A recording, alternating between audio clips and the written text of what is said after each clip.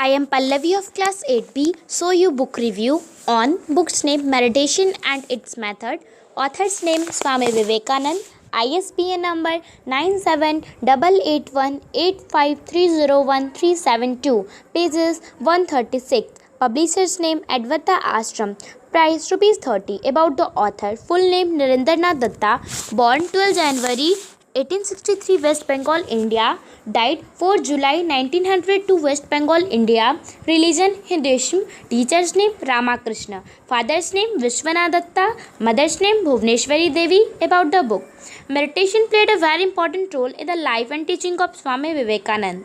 He was interested in meditation from his childhood, so they written this book, Meditation and its Method. This book is a collection of the writing of Swami Vivekanand on the theory and practice of meditation.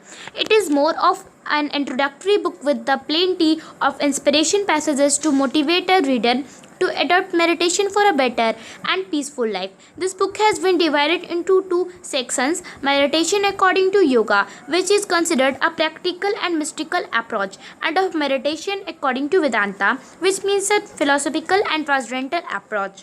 Both sections have the same end objective in realizing illumination through realization of the Supreme for all the seekers of truth and practitioners of meditation. This book is sure to provide flashes of deep insight, helping them to reach their goal through meditation. In this book, he described meditation as a bridge that connects human soul to the God. Meditation first as a process of self-appraisal of all thought to the mind. He then defined the next step as to assert what we really are: existence, knowledge, and bliss, being, knowing, and loving, which would result in unification of the subject and object. According to this book, concentration is the essence of all knowledge, and meditation plays an important role in strengthening one's concentration. Meditation not only improve one's concentration but also improve his behavior control.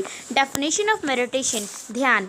When the mind has been trained to remain fixed on a certain internal or external location, there comes to it the power of flowing in an unbroken current as it fed toward that point. This state is called dhyan. When one has to identify the power of dhyan as to be able to reject the external part of perception and remain meditating only on the external part of perception, this state is called samadhi. Procedure of meditation: first, to sit in the posture in which you can sit still for a long time.